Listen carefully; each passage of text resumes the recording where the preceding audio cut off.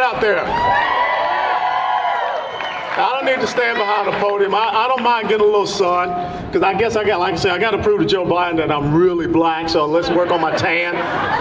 But I want to thank each and every one of you all for being out here, and all the bikers who rode down with me from Dallas and Waco, raise your hand. Thank you guys for riding with me, okay? I have a Victory 2016 cross-country 8-ball. That's why I have these words here. But I want to talk about this word victory, because I think that's really what Memorial Day is all about. It's about men and women over the past 245 years in these great United States of America who have been willing to make the ultimate sacrifice, who have been willing to lay down their lives for your victory, for your freedom.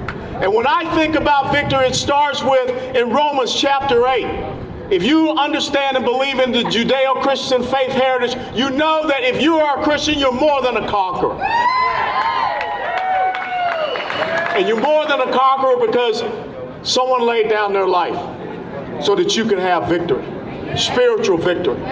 But when I believe and think about the men who stood there at Lexington Green on April the 19th of 1775, the men who stood there at Concord Bridge, the ones who stood there on Bunker Hill, when I think about the Texans who on October the 2nd of 1835, when they stood there in Gonzales and they said, "Come and take it," they were talking about your victory.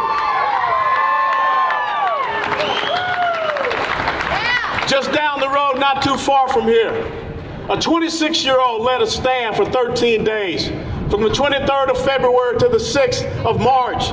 This county that we're standing in is named after that 26-year-old. And if you have not read that letter that he wrote, he closed that letter with this word right here. He said, "Victory or death." That's why we can stand in this incredible state that we call Texas. When you think about what happened April the 21st of 1836, in 18 minutes at a place called San Jacinto, your forefathers, your foremothers, privation, starving, but they fought. They achieved victory at a place called San Jacinto so that you can be here today.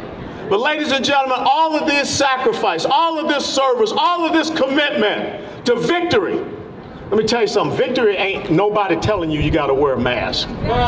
That's surrender. Victory is not anyone telling you, a healthy person, that you have to stay in your house. That's house arrest. That's despotism. That's tyranny. Victory is not anyone telling a business owner in the great state of Texas, which is built upon a rugged, indomitable entrepreneurial spirit, that they can't open up their own business. That's right. Victory is not using taxpayer money, $295 million, for a 27-month contract to have people come out here and trace us.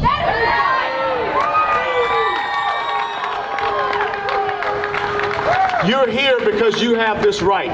You're here because you have these freedoms. You're here because you have these liberties. Because before you, men and women, and even still today, there are men and women standing on freedom's ramparts so that you can have victory. Now, the least that you can do for them, the least that you can do for their sacrifice, don't go out and say Happy Memorial Day. You honor Memorial Day.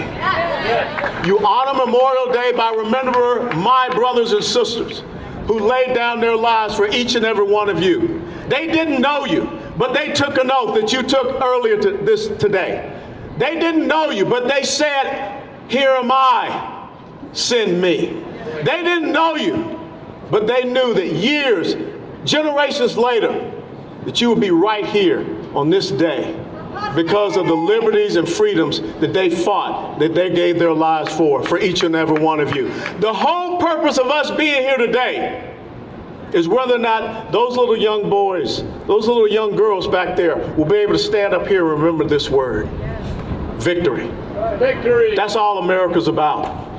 That's what America stands for. And if there's one state in the United States of America that is the epitome of victory, that is the epitome of individual sovereignty and triumph, it's the great state of Texas. Yes.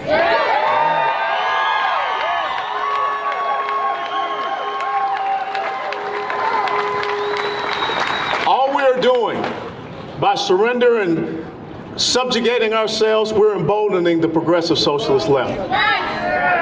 You think about just this past week, this judge by the name of Fred Beery down in San Antonio sided with the Texas Democrat Party saying that we have to have mail-in ballots all across the state of Texas. In Dallas County, the Dallas County Commission voted 4-1 that, get this, if you have a fear of getting COVID-19, that classifies as a disability, and you can use that to get a mail-in ballot in Dallas County. That's what's happening when you forget this word victory.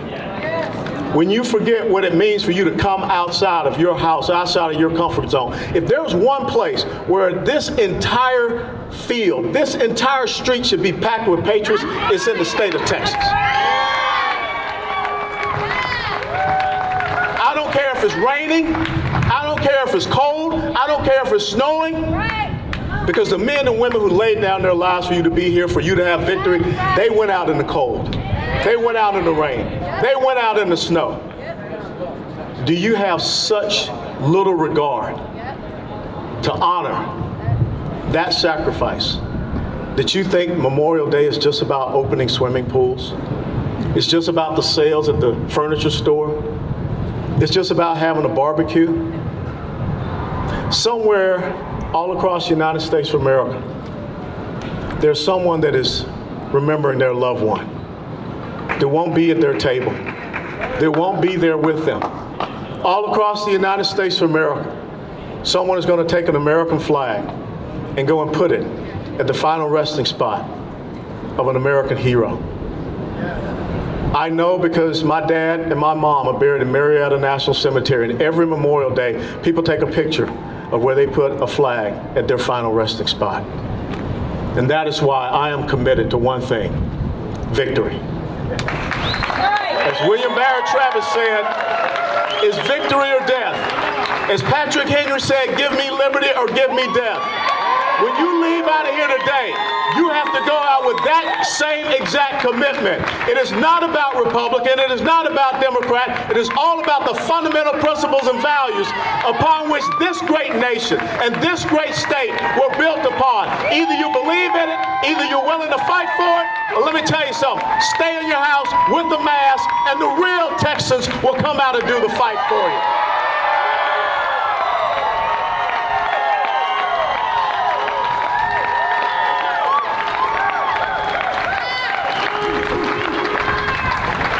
Thomas Paine wrote a little pamphlet called The Crisis. He said, these are the times that try men's souls. And the summer soldier and the sunshine patriot will, in this crisis, shrink from their duties. But to those who will make a stand, they will deserve the love and admiration of all men and women. What will they say of you after you have passed from this life? What did you do in this time? All of the great things that this country stands for.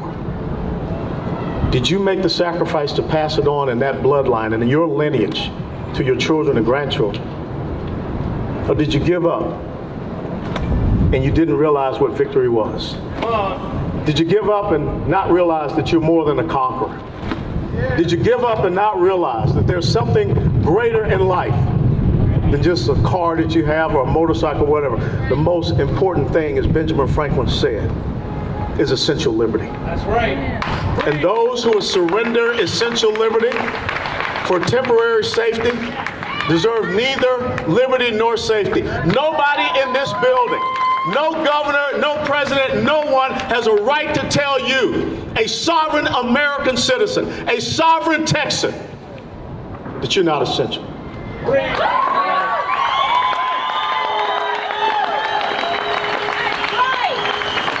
Your pursuit of happiness is your inalienable right that was not given to you from man, therefore it cannot be taken from you by any man. But if we're not teaching and understanding and reading our fundamental documents, the Declaration of Independence, the Constitution of the United States of America, then let me tell you something. You're going to see more churches like what happened in Holly Springs, Mississippi, get burned to the ground because they stood up for their first liberty, their freedom of religion and free exercise thereof. You're going to get more people that believe that they have to cover their mouths because they don't understand they have freedom of speech and freedom of expression. You're going to get fewer and fewer people that come out on a day like today because they don't understand that they have a right to petition their government for redress of grievances. I said this in Laredo, and I'll repeat it here. Simple little tattoo, right forearm. That's the forearm that you would carry.